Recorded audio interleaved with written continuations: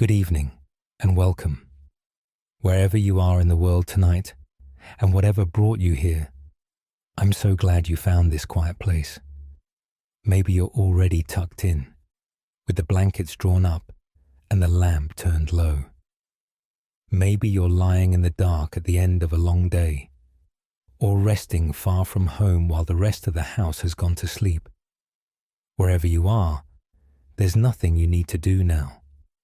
You don't have to follow along, or understand every word, or hold on to anything at all. Just settle back, let your body grow heavy, and let a slow, gentle voice keep you company while you drift off. Before we begin, I'd love to know one small thing. Where in the world are you resting tonight? If you feel like it, leave a few words below to say hello and tell us where you're listening from. There's something lovely about picturing so many people all over the world settling in to rest beneath the same night sky. And if these calm little journeys help you find some peace at the end of the day, a like and a subscribe help this small channel more than you'd think. It costs nothing. It takes only a moment, and it means the world on this end. So thank you for being here, whether this is your first night or one of many. Now, let me tell you where we are wandering this evening. Tonight, we are going to lift our eyes upward, past the roof and the clouds and the thin blue skin of the air, out into the deep dark, and we are going to spend a little while among the stars. But we are not simply going to gaze at them. We are going to follow the whole long life of a star, from its very beginning to its very end. How a star is born out of nothing but cold, drifting dust. How it lives for millions or billions of years, and how, at last, it dies. Some stars fade away gently, like an ember cooling in the grate. Others go out in a burst of light so bright it can outshine 100 billion other stars at once. And by the end of our journey tonight, we will come upon a quiet and rather wonderful truth, that the stars are not really so far away from us as they seem. In fact, you are made of them. I promise there will be nothing difficult here. There are no numbers you need to remember, no long and tangled words to learn, and there is certainly no test waiting at the end. Stars, after all, are in no hurry whatsoever. The one that warms us has been shining, steady and patient, for longer than there has been an earth to shine upon. So we are in no hurry either. If anything, I hope this feels less like a lesson and more like being told a slow, wondering bedtime story about the great glowing lamps that hang in the dark above us. And if you happen to fall asleep somewhere in the middle, long before we reach the end, please don't feel you have missed a single thing. That is exactly what this is here for. It would be the kindest possible way to spend the night. So make yourself as comfortable as you possibly can. Sink a little deeper into the pillow. Let your shoulders drop and let your jaw unclench, and close your eyes whenever they feel ready to close. Take one slow breath in and let it slowly out. And let us begin by simply looking up. Imagine for a moment that you are lying on your back in a wide open field, far from any town, on a clear and moonless night. Above you, the whole sky is scattered with stars, thousands of them, more than you could ever hope to count, some bright and bold, some so faint you can only catch them from the corner of your eye. They look like tiny points of silver light, cold and still, fixed against the black. They seem impossibly small, and impossibly far, and impossibly quiet. But every one of those little points of light is a sun. Not a small thing at all, but an enormous roaring ball of fire, so vast that our whole world could be lost inside it without leaving a trace. They look tiny to us only because they are so terribly far away. And this is the first gentle idea I would like to leave with you tonight. That a star is not a little thing, but a giant thing, seen from an unimaginable distance. To feel how this works, you need only think of our own star. Because we have a star of our very own, one that we know well, though we rarely think of it that way. It is the sun. The sun is a star, an ordinary one, really, rather middling in size and brightness as stars go. And the only reason it looks so different from all the others is that it is so very much closer to us. It is right here in our own neighborhood, while the rest are scattered across distances so vast they are hard to hold in the mind. If you could pull the sun away from us, farther and farther, out past the planets and into the deep dark, it would shrink and shrink until, at last, it became just one more tiny silver point among all the others. And if you could somehow travel to one of those distant stars and stand near it, it would blaze in your sky exactly as our own sun does, warm and enormous and blinding. So the night sky is not really a scattering of cold little sparks at all. It is a field of distant suns, some smaller than ours, some hundreds of times larger, some cool and reddish, some fiercely blue-white and blazing, each one a furnace, each one pouring out light across the emptiness, and each one so far away that all that unimaginable power arrives at your eye as nothing more than a gentle silver twinkle. And the distances truly are beyond anything in ordinary life. The light from our own sun, traveling faster than anything else in the universe, still takes about 8 minutes to cross the gap and reach us. That means the sunlight warming your face is always about 8 minutes old. But the very next star beyond the sun, the nearest one of all, is so far away that its light takes more than 4 years to reach us. When you look at it, you are seeing light that set out 4 years ago and has been crossing the dark ever since. And that is the closest one. The light from many of the stars you can see with your own eyes left them hundreds or thousands of years ago. Some of that light began its journey before your grandparents were born, before the oldest buildings in the world were built. To look up at the night sky is, in a very real way, to look back in time. And there are so very many of them.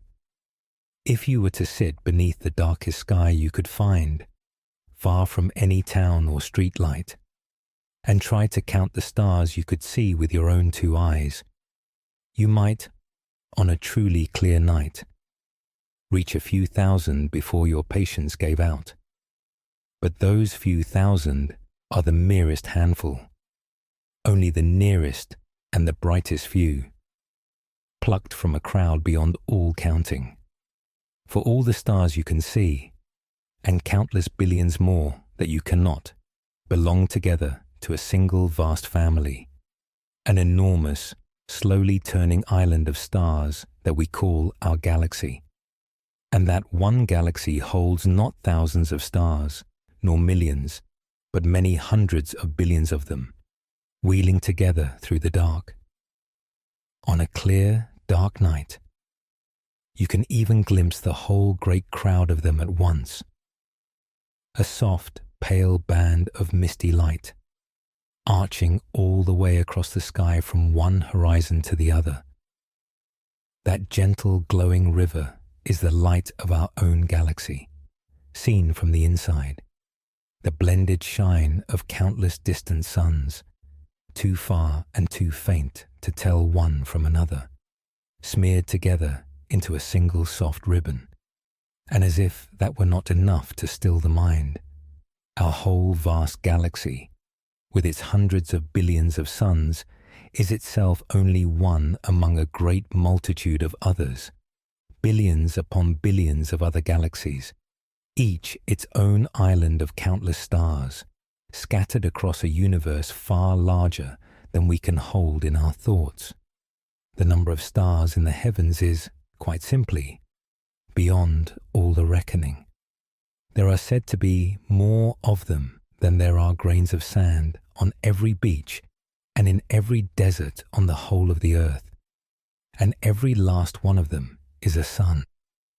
Now, a star is not solid, the way a planet is. You could not stand upon it.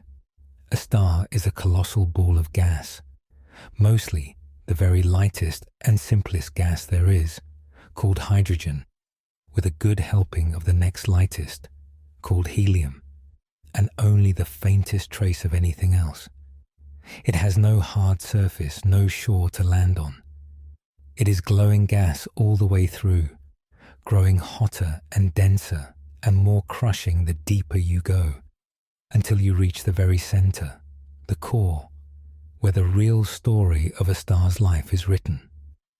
And it is held together, all of it, by the same quiet and patient force that holds you gently in your bed right now, gravity.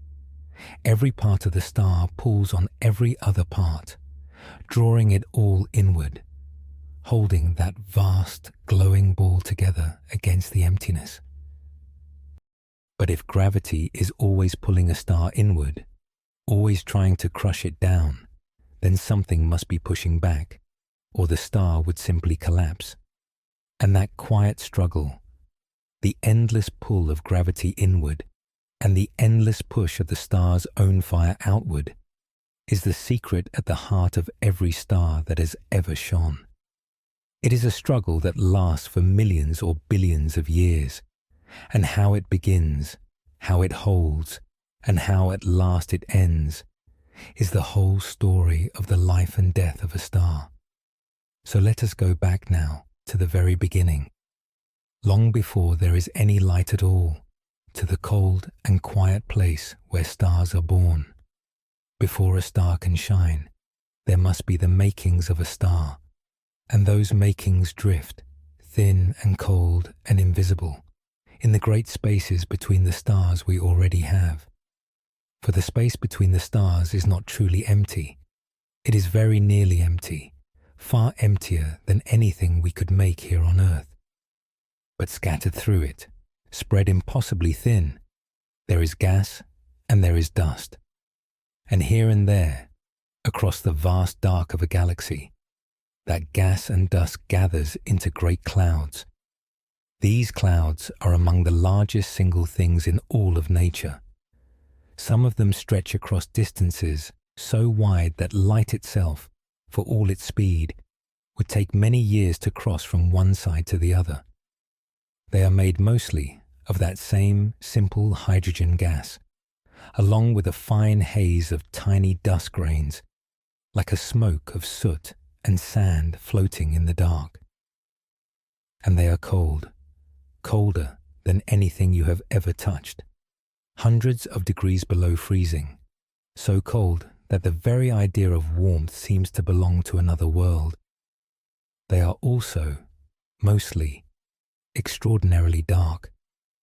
Far from being bright, these star nurseries are often seen as great black shapes, blotting out the light of the stars behind them, like torn curtains hung across the glow of the sky. And these are not distant rumours, glimpsed only through the greatest telescopes.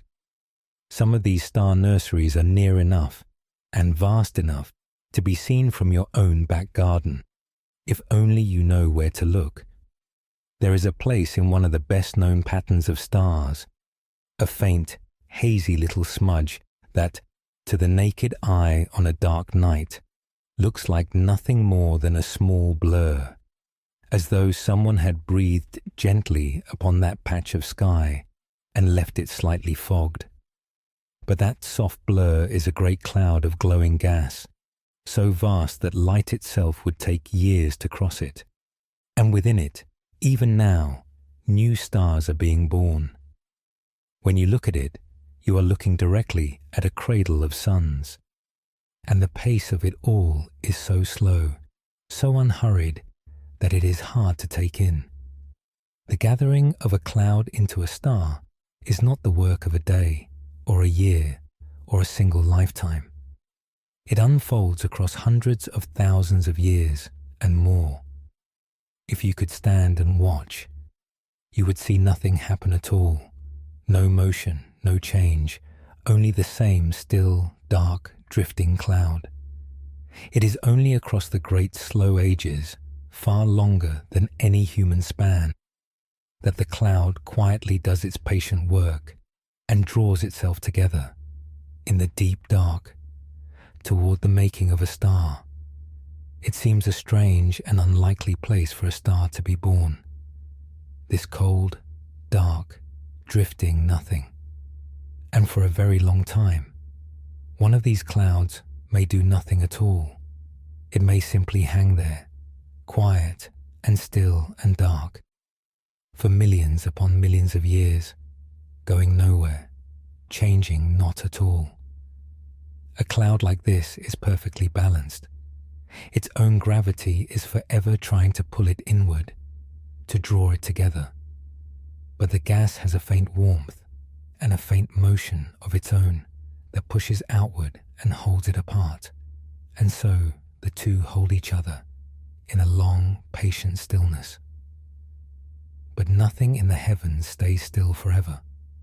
Sooner or later, something comes along to disturb the peace. Perhaps two of these great clouds drift slowly into one another. Perhaps the cloud passes through a crowded region of the galaxy and is squeezed. Or perhaps, somewhere nearby, an old star reaches the end of its own life and dies in a tremendous explosion. And the shock of it rolls outward through space like a wave rolling across a pond and washes over the cloud and gives it a shove. Whatever the cause, some part of the cloud is pressed together a little more tightly than the rest, and in that moment, everything begins to change. Because gravity is a patient and relentless thing, and it rewards any head start. Where the gas has been pressed a little closer together, its pull grows a little stronger, and so it draws in a little more gas. And with more gas gathered, its pull grows stronger still, and it draws in more again, slowly at first, and then faster and faster. The cloud begins to fall in upon itself, gathering into denser and denser knots and clumps. What was once smooth and thin and evenly spread begins to break apart into separate gathering centers, each one pulling its own share of the cloud inward, each one growing heavier and denser at its heart. A single great cloud may, in this way, give birth not to one star, but to hundreds or thousands of them, all at once, all from the same dark nursery. If you could watch one of these clumps over the long ages, speeding up time enormously, so that millions of years passed in the blink of an eye, you would see it slowly darken and thicken at its center, drawing the surrounding gas down into a tight, spinning, gathering ball. And as it gathers, something quietly important begins to happen, something that will, in time, wake the whole thing up. For as all that gas falls inward and piles up at the center, it begins very slowly to grow warm. There is a simple thing about the way the world works that we all know in our bones, though we may never have put it into words. When you squeeze something, or push on it, or press it together, it warms up. Rub your two hands together on a cold day, and they grow warm from nothing but the friction. Pump air into a bicycle tire, and the pump grows hot in your hand as the air inside is crushed together. It is one of the oldest and most reliable rules in all of nature. Squeeze a thing, and it heats. And a young, gathering star is being squeezed by the most patient and powerful press there is, its own gravity, pulling all of its gas inward, crushing it down toward the center, tighter and tighter as more and more material falls in. So the heart of that gathering ball of gas grows warm, and then hot, and then hotter still. Over long ages it climbs from the deep cold of the cloud, up through warmth, up past the heat of a fire, up and up into temperatures that no fire on Earth could ever reach. The center begins, faintly, to glow. At this stage, we no longer have a mere clump of cold gas. We have what we might call a star waiting to be born, a warm, dense, glowing ball, spinning slowly, still gathering material from the cloud around it, still growing hotter at its core. It is not yet a true star, because the real fire has not yet been lit. It is more like a great dark furnace, filled with fuel, warming toward the moment when it will finally catch. And I should pause here to mention one lovely thing that happens along the way. As all that gas falls inward, it does not fall straight down. It swirls, the way water swirls as it drains, and so the whole gathering ball is spinning.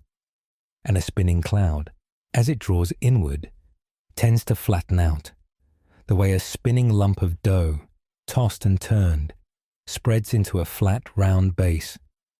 So around the young star there forms a wide, flat, spinning disk of leftover gas and dust. And within that disk, in time, smaller lumps will gather in just the same patient way, sweeping up dust and stone, growing into worlds. This is how planets are made, from the leftovers of a star's own birth, spinning in the disk around it. Our own Earth, and everything upon it, first gathered together in just such a disk, around our newborn sun, an unimaginably long time ago. But that is a story for another night. For now, let us return to the heart of the young star, where the temperature is still climbing, and something is about to happen that will change everything. Deep in the core, the gas is crushed to an almost unbelievable density and heated to a truly staggering temperature, many millions of degrees. And when hydrogen, the simplest gas of all, is squeezed this hard and heated this fiercely, it begins to do something extraordinary. The tiny particles that make up the gas, which normally fly past one another or bounce harmlessly away, are now slammed together so hard and so often that they begin to stick, to fuse, to join together, two of them becoming one. And when they join in this way, they release a small flash of energy. A single one of these events is nothing at all. But in the core of a star, this is happening not once and not 1,000 times, but in numbers so vast they defy all imagining, over and over, in every corner of the core, every fraction of every second. And all those countless tiny flashes of energy together become the light and the warmth of a star. This is the moment of true birth. This is the first light. The core has caught, and the fire is lit. Not a fire like any we know, not a burning of wood or coal, but the deep nuclear fire of a star, the fusing together of the very smallest pieces of matter, pouring out light from the heart of the gas.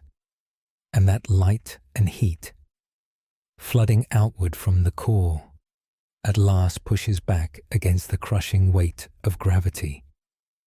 The long inward fall is halted. The star stops shrinking. It steadies. It settles. And it begins to shine. Not for a moment, not for a year, but for millions or billions of years to come. And now, at last, the newborn star begins to make itself known.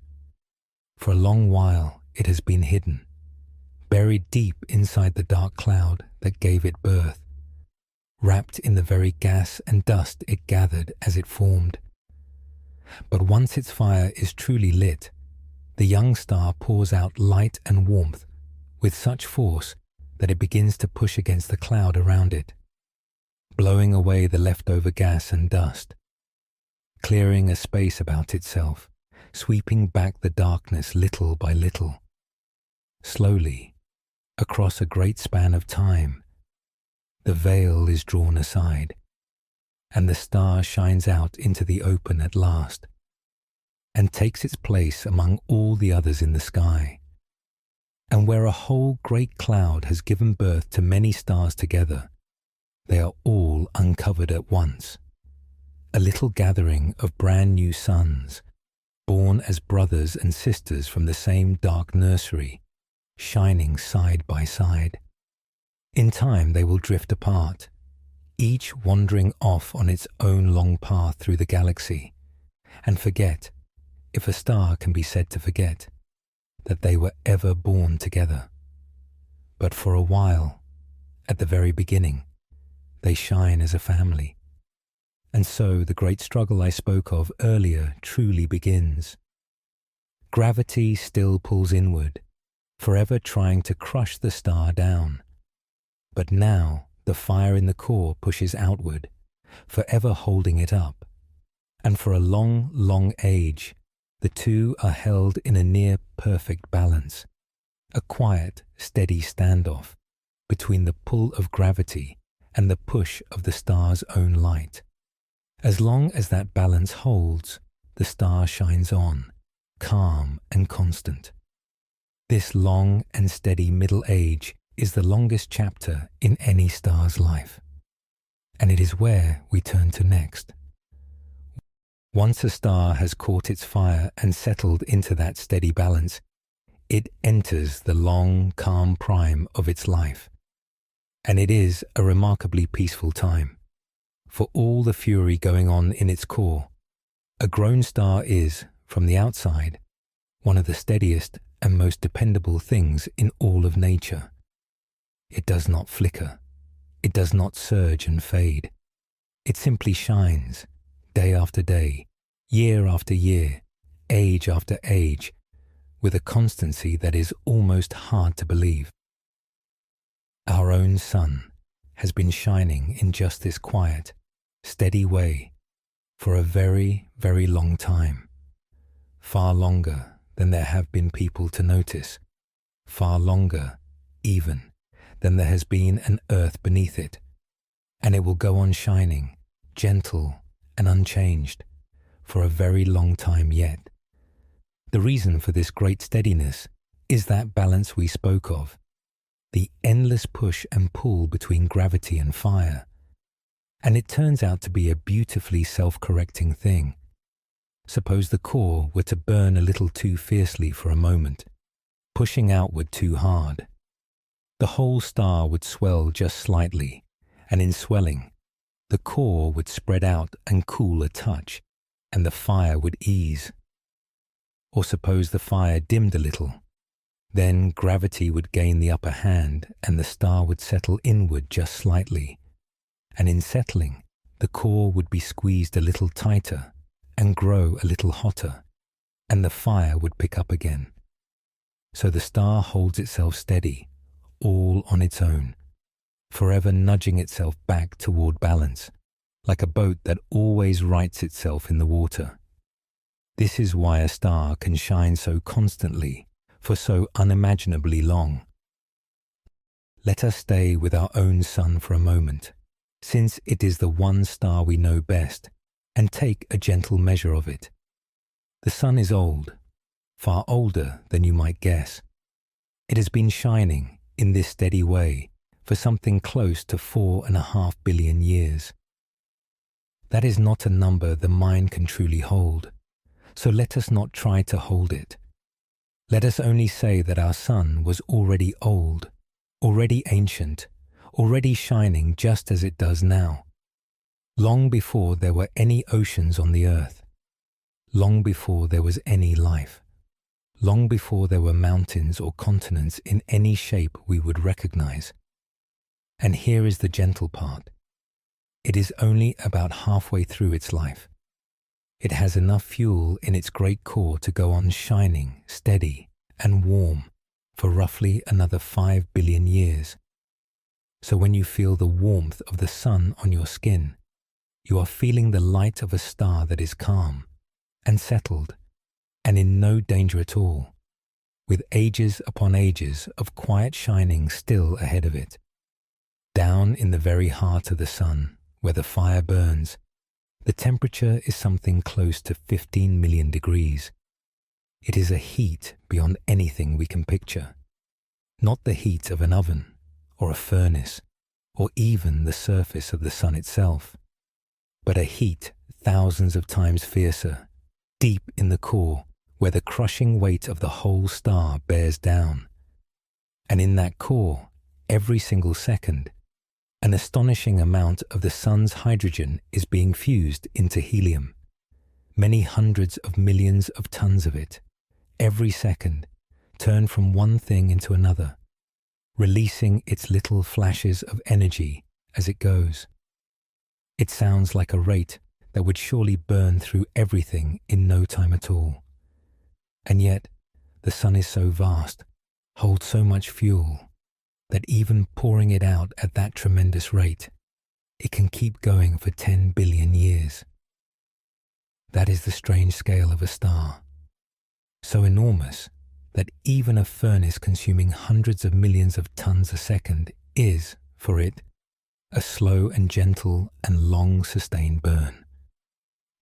And the light itself, once it is made, does not simply fly out into space. It is born deep in the core, and then it must make its way outward, through the vast, dense, crushing body of the star, layer upon layer of gas, standing in its way. It is jostled and absorbed and thrown back and sent off in a new direction, over and over and over, so that its journey from the core to the surface is not a straight dash, but a slow, blundering, endless wander. In fact, the light leaving the surface of the sun today was made in its core an almost unthinkably long time ago, and has been struggling outward ever since. So the sunbeam that will fall across your window in the morning is, in truth, ancient light, made long ago in the heart of the star, only now escaping into the open at last, only now setting out on its 8-minute journey to you.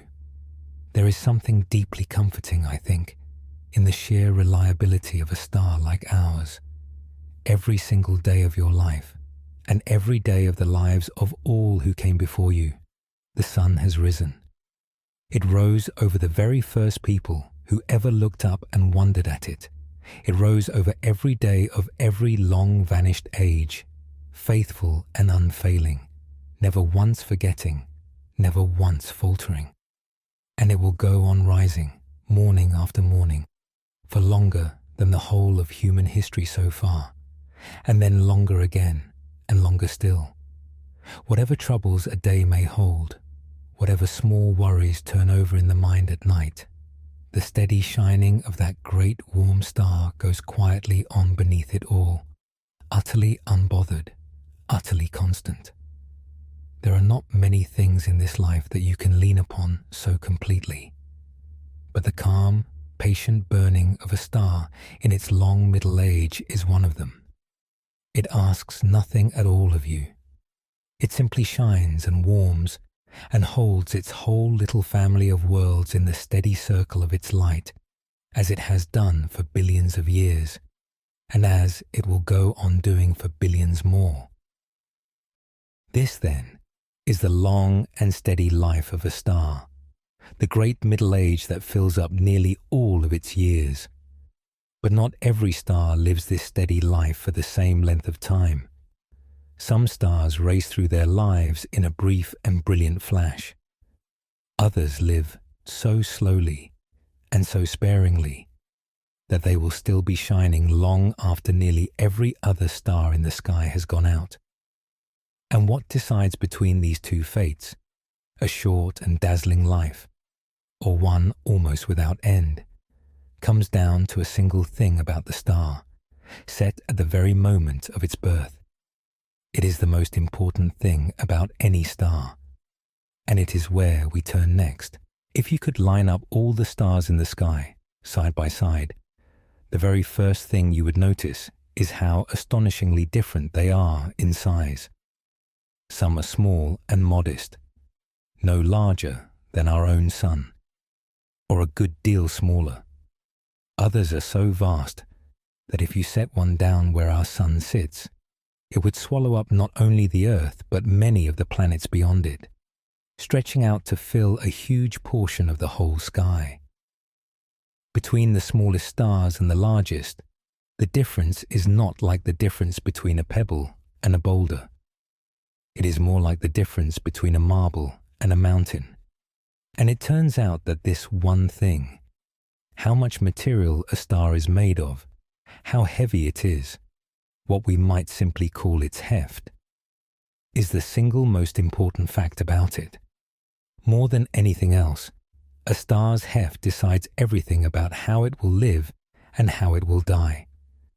Set the heft of a star at the moment of its birth, and you have very nearly written out its whole life story in advance, from its color and its brightness to the length of its days and the manner of its ending. It is, in a way, the star's destiny, fixed from the very start. Now here is the part that seems, at first, to be back to front. You might think that the largest stars, holding the most fuel, would live the longest, the way a larger candle burns longer than a small one. But with stars, it is exactly the other way around. The great heavy stars live the shortest lives of all, and the small, modest stars live the longest. The reason is this: a heavier star, with all that extra weight bearing down on its core, crushes that core far harder and heats it far hotter, and so it burns its fuel at a wildly, recklessly faster rate. It shines with tremendous brilliance. A giant star can pour out light tens of thousands of times more brightly than our sun, but it pays for that brilliance by racing through its fuel at a furious pace.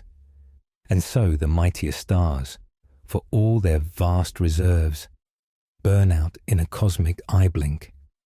Some of the very largest live only a few million years, from first light to final death. In the long life of the universe, that is scarcely any time at all. They are born, they blaze with impossible splendor, and they are gone. And the small stars, the small, dim, modest ones, they are the great survivors of the universe. The smallest true stars, cool and faint and reddish, are so gentle with their fuel, sip it so slowly and so sparingly, that they can go on shining not for millions of years, and not for billions, but for many trillions of years. That is a length of time so vast it is worth pausing on, because the whole universe, from its very beginning until this present night, has so far existed for something under 14 billion years. And these small, patient, reddish stars are built to shine for 1,000 times longer than that, which means that not a single one of them, anywhere, has yet had time to reach the end of its life. Every one of these little stars that has ever been born is still out there, still shining, still going, and will go on long, long after our own sun has died and gone cold. They are the quiet, faithful, long-lived stars, and they are by far the most common kind in all the heavens. It is a lovely thing to sit with, that the most common stars of all are these small, quiet, patient ones, and that the universe is filled, more than with anything else, with gentle little embers destined to outlast almost everything around them.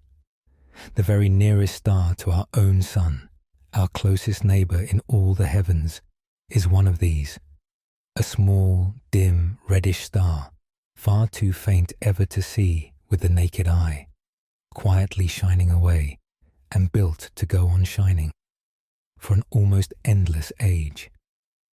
And at the very other extreme, rare and magnificent, are the great giants, the brilliant blue-white stars, many times heavier than the sun and thousands of times brighter. that flood their whole corner of the galaxy with a fierce and dazzling glare. These are the stars that live fast and die young, and end in the tremendous explosions we will come to shortly. They are few, for they do not last, but they are glorious while they burn. And between these two, the countless small red survivors on the one hand, and the rare blazing blue giants on the other, lie all the other stars, in every size and shade, our own steady yellow sun, sitting quietly somewhere in the calm and ordinary middle of it all. There is one more thing that a star's heft decides, and it is one you can see for yourself on any clear night, if you look carefully. It is color, for not all stars are the plain white we might imagine. Look closely, and you will find that they come in a soft rainbow of shades, some faintly blue, some pure white, some yellow like our own sun, some a warm orange, and some a deep and gentle red. And the color of a star tells you, very simply, how hot its surface is. It is the same as the colors in a fire, or in a piece of metal heated in a forge. The coolest glow is a dull red. Heat it further, and it turns orange, then yellow, then a brilliant white. And the very hottest of all shines with a faint blue-white. So it is with the stars. The cool ones glow softly red. The middling ones, like our sun, shine a warm yellow-white. And the fiercest, hottest, most enormous stars burn with a blazing blue-white light. It is a curious and lovely thing that the coolest stars are the red ones, and the hottest are the blue, which is rather the opposite of what we tend to feel. But there it is, written across the whole night sky, a great scattering of suns, glowing in every shade from smouldering red to blazing blue, each color quietly telling you the temperature of a distant fire. So every star is born with its heft already set, and that heft decides its color, its brightness, the length of its life, and, as we shall see, the manner of its death. But whatever kind of star it is, great or small, blazing blue or gently red, the same thing must eventually come to pass. For no fire can burn forever. Sooner or later, in every star, the fuel begins to run low. And when it does, the long steady balance that has held the star together for all those ages begins at last to fail. Let us follow our own sun now into the far distant future and watch what happens to a star like ours when its fuel begins to run out. Let us travel forward in time, far, far forward, past anything that will ever concern us or anyone we will ever know. Let us go forward some 5 billion years to the distant day when our sun, having shone steady and warm for its whole long life, at last begins to run low on the hydrogen fuel in its core. This is not a sudden thing. There is no alarm, no crisis, no single moment of change. It is a slow turning, unfolding over many millions of years. But turn it does, and the calm, steady star we have always known begins gently to become something else. Here is what happens, told as simply as I can tell it. For all those billions of years, the sun has been fusing the hydrogen in its core into helium, and the light from that fire has held the core up against the crush of gravity. But little by little, the hydrogen at the very center gets used up, turned into helium, until at last the core has burned through its main supply. And when the fire at the center falters, the old balance breaks. Gravity, which never rests, which has been pushing inward all this while, at last begins to win. The core, no longer held up as it was, starts to settle inward and squeeze down upon itself once more. And just as it did at the very beginning of the star's life, that squeezing makes the core grow hotter, hotter now than it has ever been. And here is the strange and beautiful thing. As the core shrinks and heats, that fierce new heat pours outward into the surrounding layers of the star and lights new fires in a shell of fresh hydrogen around the spent core. And the star, blasted from within by this fierce new burning, responds not by shrinking, but by swelling. Its outer layers are pushed outward, and outward, and outward, and the whole star begins to balloon to an enormous size, far larger than it ever was in all its steady middle age. It swells to many times its former width, then many times more. It grows and grows until it has become a true giant, a vast, bloated, swollen star. And as it swells, it changes colour. For all that gas, spread now across such an enormous surface, thins and cools, and the surface that was once a warm yellow-white fades to a deep and gentle red. And so the sun, in its old age, will become what we call a red giant, a huge, swollen, cooling, reddening star, hundreds of times larger than the steady sun we know today. To picture just how vast a red giant becomes, it helps to begin with our own familiar sun. In its long, steady life, the sun is already so large that our whole Earth could fit inside it 1,000,000 times over. And yet, when it swells into a red giant, it will grow larger still by far, swelling out past where the closest planets now circle, until it is not merely large, but truly colossal, a great bloated crimson lantern hanging in a scorched and empty sky. There are stars like this already scattered across the heavens, old giants in the twilight of their lives, and some of them are so enormous that if one were set down in the place of our sun, its glowing edge would reach out past the Earth, and past the next world, and the next, swallowing the whole of the inner heavens. They are among the largest single things that exist anywhere, not the heaviest, for their vast bodies are stretched thin and wispy as smoke, but the widest, the most swollen, great soft mountains of glowing gas drifting in the dark. And every single one of them was once an ordinary star, no more remarkable than our own, simply grown old. It is a fate that awaits, in some form, very nearly every star of middling heft, our own included. The calm yellow star swells, in its last age, into a great red giant. Now, I will not hide from you what this means for the little worlds that circle such a star. When our sun swells into a red giant, it will grow so vast that it will reach out and engulf its nearest planets entirely. Little Mercury, closest of all, will be swallowed whole. Then Venus, and the Earth, our own Earth, will find itself either swallowed as well, or else scorched and blackened at the very edge of that swelling fire, its oceans long since boiled away, its air long since stripped off into space. But let me be quick to set your mind at ease and hold this next thought close, because it is the one that matters. All of this lies some 5 billion years away, a span of time so vast that it is very nearly meaningless to us. It is far, far longer than our whole species has existed.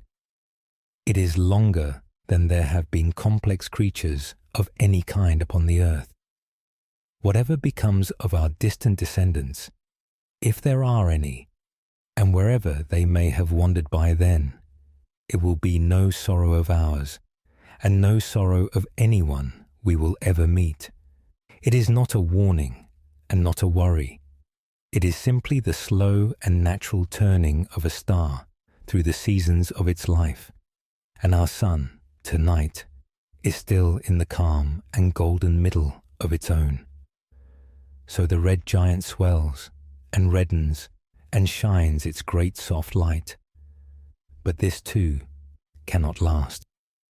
A giant is a star living on borrowed time, burning through the last of its reserves in strange new ways, growing ever more unsteady. And what comes after the red giant depends, once again, on that one thing we keep returning to, the heft of the star. For a middling star like our sun, the ending is a gentle one, a soft and quiet fading, and one of the most beautiful sights in all the heavens. Let us follow our sun to that gentle ending first, and then we will turn to the great heavy stars, whose endings are anything but quiet. For a star of modest heft, a star like our own sun, or anything not too much larger, the end, when it comes, is a gentle and a peaceful one. There is no violence in it. If anything, it is one of the loveliest things a star ever does. So let us follow our sun in its swollen red giant old age, all the way to its quiet close. A red giant, as we said, is a restless and unsteady thing. Its outer layers are spread so thin and held so loosely, so very far from the shrunken core at its heart, that the star's grip upon them grows weak, and little by little the giant begins to let them go. Not in an explosion, not in any sudden burst, but as a slow and gentle exhaling. Great soft shells and puffs of glowing gas, drifting away from the star and out into space, one after another, over many thousands of years. The star breathes out its own outer body, layer by layer, releasing it softly into the dark, until nearly all of the vast swollen envelope has been let go, and only the small, hot, naked core is left behind at the center. And what happens next is quietly magnificent. That small, exposed core, though it is now spent and no longer building a great fire as it once did, is still ferociously hot. The hottest thing the star has ever had at its heart, laid bare at last. And it bathes all those drifting shells of gas it has cast off in its fierce light and sets them aglow. The gas lights up in soft, luminous colors, gentle greens and blues and rose reds, spreading outward from the little core in vast, delicate, glowing rings and shells and bubbles. And for a time, a brief time, as the heavens measure things, only some tens of thousands of years, the dying star is wrapped in one of the most beautiful sights in all of nature. A great, glowing, colored cloud lit from within, expanding slowly and softly outward into the dark. These glowing shells have a rather odd and misleading name, and I will tell it to you only so it does not confuse you if you ever come across it. They are called planetary nebulae. But do not let the name fool you, for they have nothing whatsoever to do with planets. The name is simply a mistake left over from long ago, when the very first astronomers to spot them, peering through their small early telescopes, saw only soft, round, glowing disks, and thought they looked a little like the pale disks of distant planets. The name stuck, though the idea behind it was wrong. So when you hear those words, simply picture the truth of the thing, the beautiful, glowing, cast-off outer layers of a dying star drifting softly away. And at the very center of that lovely fading cloud sits what is left of the star, the small, bare, exhausted core. This is the true remains, the ember, the final form of a star like our sun. We call it a white dwarf, and it is a strange and remarkable object. Imagine taking a star, a whole star, nearly as much material as our entire sun, and crushing it all down until it is no larger than a small planet, no larger really than the Earth itself. That is a white dwarf, nearly the whole heft of a star, packed into a ball the size of a world, which means it is astonishingly, almost unbelievably dense. A single spoonful of a white dwarf, scooped out and brought back here, would weigh as much as several motor cars or more. A single small spoonful, heavier than a truck. That is how tightly its matter is packed. A white dwarf makes no new fire of its own. Its fusing days are over. It simply sits there, small and dense and quiet, glowing only with the leftover heat it was born with, like a coal pulled from a fire, no longer burning, but still hot, still shining, slowly giving up its warmth to the cold around it.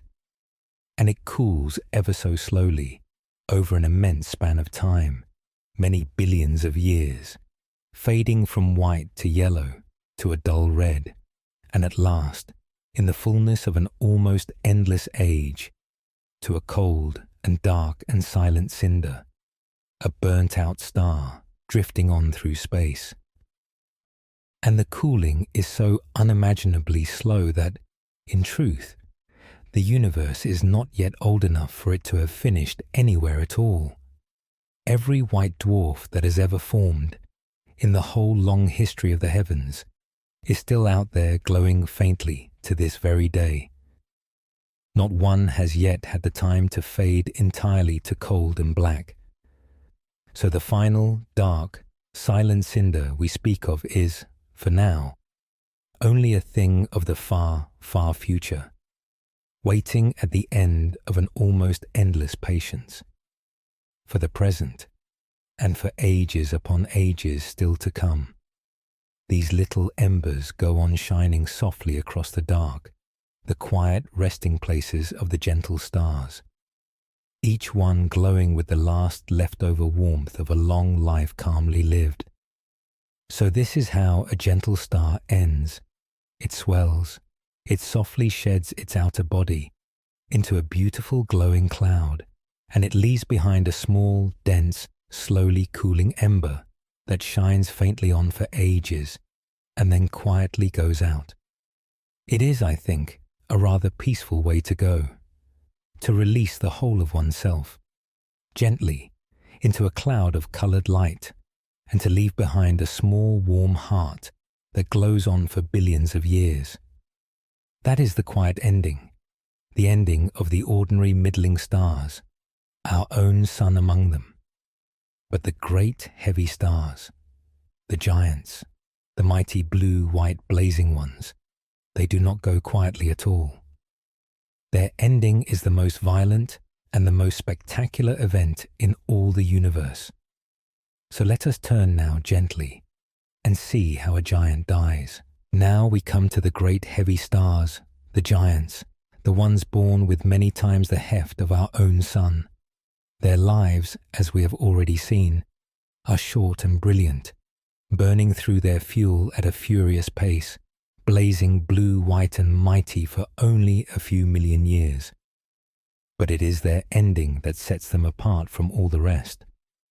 For when a great heavy star reaches the end of its life, it does not fade gently, and it does not simply exhale its body into a soft glowing cloud. It dies in the single most powerful explosion in all of nature. Let us walk toward that ending slowly and see how it comes to pass. You will remember that an ordinary star spends its life fusing hydrogen, the lightest gas of all, into helium, the next lightest. And when a star like the sun runs low on hydrogen, its fire falters and it begins its slow turning into a giant. But a great heavy star has so much weight bearing down upon its core, and can crush and heat that core so much more fiercely, that when it runs low on one fuel, it does not simply falter. Instead, it reaches for the next. When its hydrogen runs low, the core squeezes down and grows hotter still, until it can begin to fuse the helium it has made into something heavier yet. And when the helium runs low, it squeezes down and heats further again, and begins to fuse that into something heavier still. On and on it goes, the great star burning one fuel after another, each time crushing its core tighter and hotter, building up heavier and heavier kinds of matter in its heart, layer upon layer, like the layers of an onion, the lightest on the outside, and each one heavier as you go in, all the way down to the core. But there is a limit to this.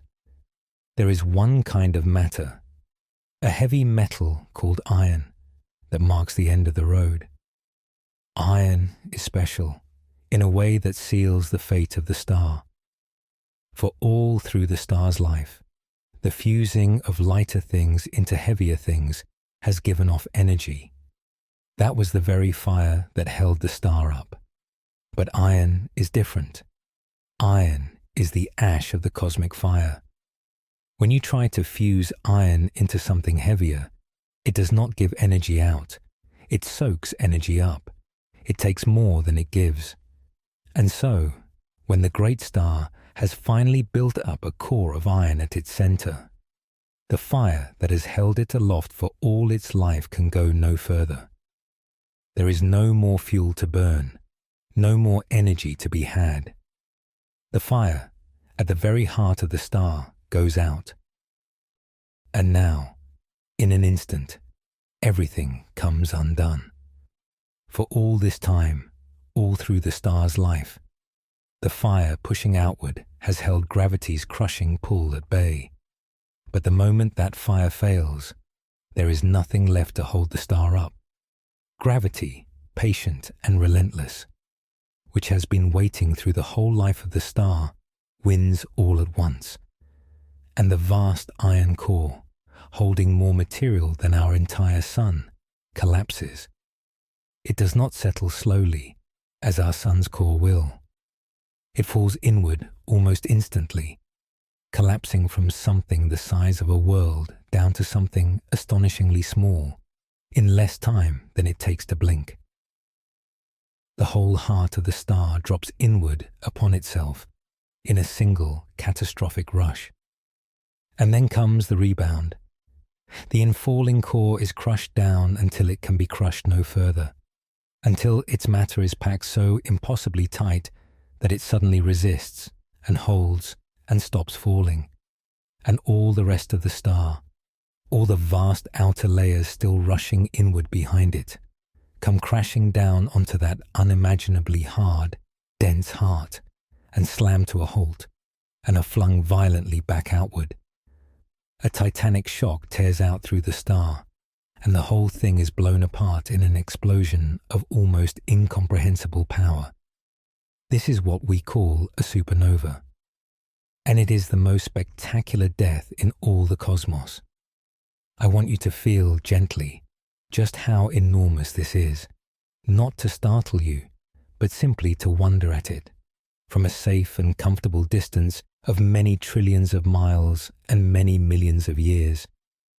When a great star dies in a supernova, it can shine, for a few brief weeks, with the light of many billions of ordinary stars, so brightly that a single dying star can, for a time, outshine an entire galaxy of 100 billion suns, all put together. A star that explodes this way in a distant galaxy can be seen across the whole width of the universe. And a supernova near enough to our own night sky can suddenly appear where no star was before, blazing bright enough to be seen in broad daylight, lingering for weeks or months, and then slowly fading away. Our ancestors saw such things now and then, across the long centuries, and wrote of new stars appearing in the heavens, brilliant and strange, and then quietly vanishing again. They were watching, without knowing it, the death of a distant giant. And though a single supernova is a rare event for any one galaxy, A great star does not die every day, nor every year, nor even in every human lifetime. In a galaxy like ours, the heavens are so vast and hold so many countless stars that somewhere out across the universe, one is exploding in every moment. As you lie here now, resting, calm and warm and safe, there are giant stars ending their lives in brilliant silent flashes all across the deep dark, far, far too distant ever to see or to hear, each one scattering its riches into space, each one seeding the clouds from which new stars and new worlds will one day be born.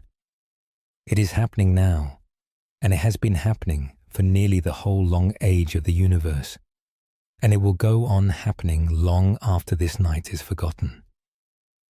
And there is a strange kind of peace in that thought, that the great turning of the heavens goes on and on, all on its own, entirely without our help or our worry, whether we watch it or not, whether we wake or sleep. There are giant stars in our own night sky, even now, that are nearing this end. High in the shoulder of one of the best-known patterns of stars, there is a great red star, so vast that if it were set in the place of our sun, it would swallow the Earth's whole orbit and reach out beyond it. It is very old for its kind and very near the end of its life. And one day, perhaps tonight, perhaps not for many thousands of years, for the heavens keep their own slow time, it will die in just such an explosion and blaze in our sky, brighter than anything but the sun and moon, for weeks on end. It will be a wondrous and a harmless sight, unfolding far too far away to trouble us in the least. And someone, on some future night, may lie in a field just as you might lie tonight, and look up and see it and wonder. But a supernova is not only an ending, it is also, as we shall see, a beginning, for it scatters gifts across the whole of space, and it leaves behind, at its very center, something even stranger than the white dwarf we met before. Let us look gently at what a giant leaves behind when it dies. When a great star tears itself apart in a supernova, flinging its outer body out across the heavens, something is left behind at the very center. It is the crushed and collapsed heart of the star, that iron core that fell inward in the final instant, packed down by gravity to a density beyond anything in ordinary experience. And what that leftover heart becomes depends, one final time, on that same old question of heft, on just how much material was left in the collapsing core. There are two possibilities, and each one is among the strangest things in all the universe. If the collapsing core is not too enormous, gravity crushes it down into an object so dense that it is truly difficult to believe. Picture, if you can, taking rather more material than our entire sun, more than the whole of that vast, world-swallowing star we live beside, and squeezing all of it, every last bit, down into a ball no wider than a single small city, not the size of a world, as a white dwarf is, but the size of a town you could drive across in a few minutes. That is what remains, a sphere perhaps a dozen miles across, holding more than the whole heft of the sun. We call it a neutron star, and it is so fantastically, so absurdly dense that a single spoonful of its matter, one small teaspoon, would weigh about as much as a whole mountain, as much as an entire mountain balanced on a teaspoon. That is how tightly gravity has packed it. And these neutron stars do a most wonderful thing. When the great core collapses, it does not only shrink, it also spins up faster and faster, in just the way a spinning skater pulls in her arms and whirls faster and faster as she draws them close. A neutron star, having collapsed from something far larger down to that tiny city-sized ball, can end up spinning at a truly dizzying rate, not once a day as our Earth turns, but many times every single second, whirling round and round dozens or even hundreds of times in the space of a heartbeat. And many of them send out great beams of light and energy from their two ends, sweeping around and around as the star spins, like the turning beam of a lighthouse sweeping across a dark sea. And if, by chance, one of those sweeping beams happens to point our way, then here on Earth we catch a flash each time it comes around, flash, flash, flash, steady and regular as the ticking of the finest clock. When astronomers first stumbled upon these astonishingly regular flashes, ticking away out in the dark, they were so precise and so strange that, for a little while, no one was quite sure what could possibly be making them. But it was only this, the swept beam of a tiny, dense, wildly spinning dead star, turning and turning far out in space, its lighthouse beam brushing across the Earth with each turn. But there is a second possibility, for the very greatest and heaviest of the dying giants. If the collapsing core is more massive still, beyond a certain point, then not even the fantastic hardness of that neutron-packed matter can hold it up. Gravity, having come so far, does not stop. It keeps crushing and crushing, past the neutron star, past every limit, squeezing the whole core down smaller and smaller and denser, with nothing left anywhere in nature strong enough to halt it. It collapses, as far as we can tell, all the way down past anything we have words for into a point. And around that point, gravity becomes so overwhelmingly, so impossibly strong that nothing can escape it. Not a stone, not a ship, not a beam of light itself.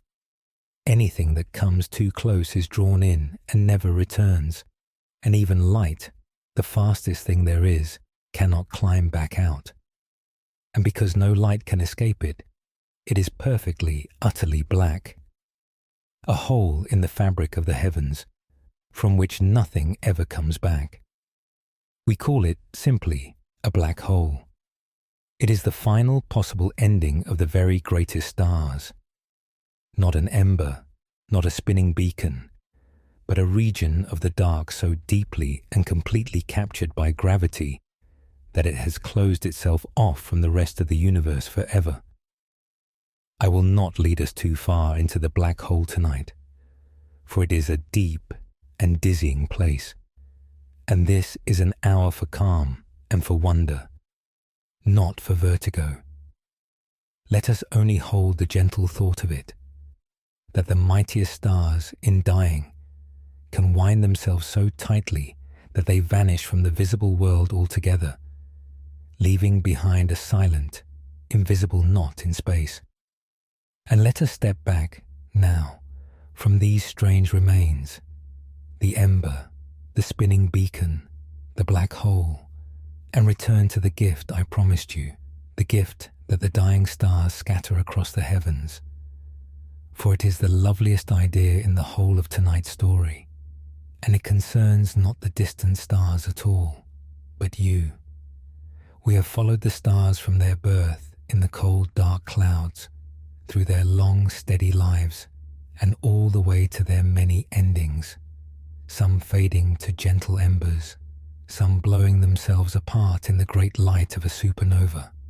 And now, I would like to draw one last thread through the whole of it, a thread that ties those distant dying stars directly, and quite literally, to you, lying there in the dark.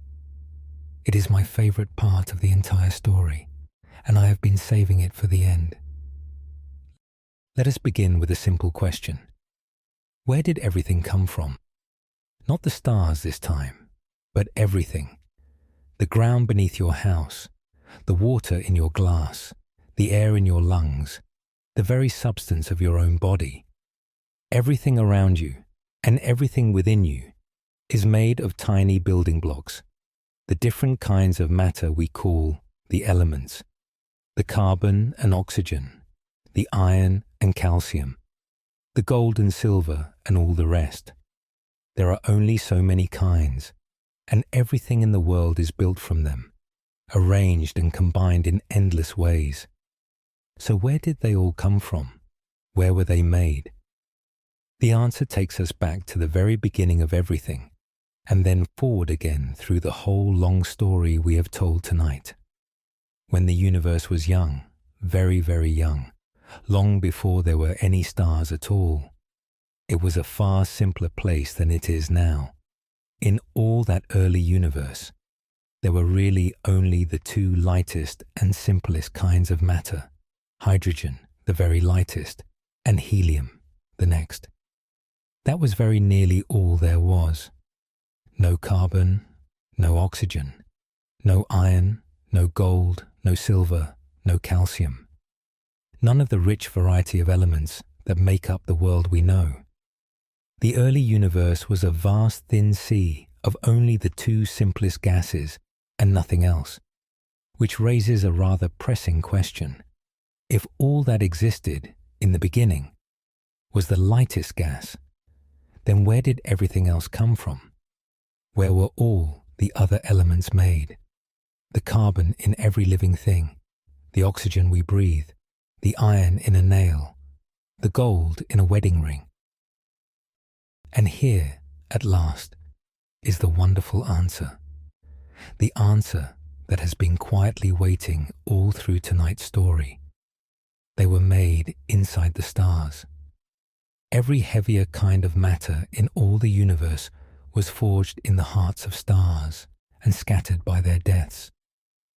For that is exactly what a star does, all through its life and in its dying. It takes the light, simple gas it was born from, and in the fierce fusing fire of its core, builds it up, step by step, into heavier and richer kinds of matter. The hydrogen becomes helium. The helium becomes carbon and oxygen. And in the great heavy stars, as we saw, the building goes on and on, forging heavier and heavier elements, all the way up to iron, deep in the star's heart. The carbon that is in every living cell of your body was built inside an ancient star. The oxygen you are breathing in and out, this very moment, was built inside a star. The calcium in your bones and teeth, the iron in your blood that makes it red, all of it, made in the fiery heart of some star that lived and died long, long ago, before our sun was ever born. And the very heaviest and rarest things of all, the gold, the silver, and their like, those were forged in the most violent moments the universe knows, in the blast of the supernovas themselves, and in the shattering collisions of those dense dead neutron stars, when now and then two of them spiral together and crash.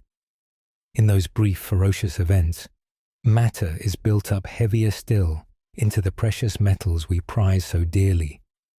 So the gold in a ring on someone's finger was made unimaginably long ago, in the death throes of stars, in flashes of light across the ancient dark.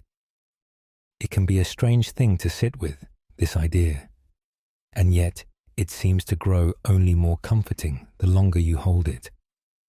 The breath you are drawing in now carries oxygen that was made inside long-dead stars. The warmth of your own body is fed by that same star-made matter, the iron that colors your blood and carries the air through you, the calcium that stiffens your bones, the carbon that forms the frame of every living cell in your body. Every last bit of it was cooked, atom by atom, in a stellar fire that went out long ages before the earth was ever gathered together. You are not standing outside the great story of the stars, watching it from the safety of a small world. You are a part of that story, a small piece of it that has, for a little while, been gathered up into something that can breathe and feel and look back up at the very sky it came from and wonder at it. Now follow the thread to its end. A great star lives and forges all these riches in its heart, and then it dies and flings them out across space.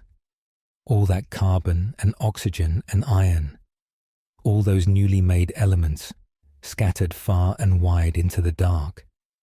And out there, drifting in the emptiness, they mingle with the great clouds of gas we spoke of at the very beginning of tonight's journey, the cold, dark nurseries where new stars are born.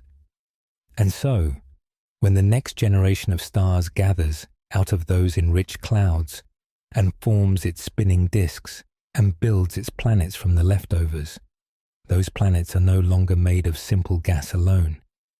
They are made, in part, of the ashes and the riches of the stars that died before. Our own sun and our own earth and everything upon it were built in just this way, gathered together an unimaginably long time ago, out of a cloud that had been seeded and enriched by the deaths of countless earlier stars. Which means that the atoms you are made of, every single one of them, the carbon and the oxygen and the iron and the calcium, the very substance of your hands and your heart, and the thoughts drifting through your mind as you rest, every one of those atoms was forged long ago in the blazing heart of a star, or in the brilliant flash of a star's death. You were not simply born on a small world beneath the stars. You are made of the stars. The same matter that once burned in the heart of an ancient sun is now, this very night, resting quietly in your bed, breathing slowly, listening to a calm voice in the dark. There is no distance, really, between you and the stars at all. You are their children. You are made of their dust. And when you look up on a clear night at all those distant points of silver light, you are, in the truest possible sense, looking up at your own kin. And so we come, gently, to the end of our journey, though for the stars themselves, of course, there is no real end at all, only an endless turning. Let us gather up the whole long story we have followed tonight and hold it all together for a quiet moment before we let it drift away into sleep.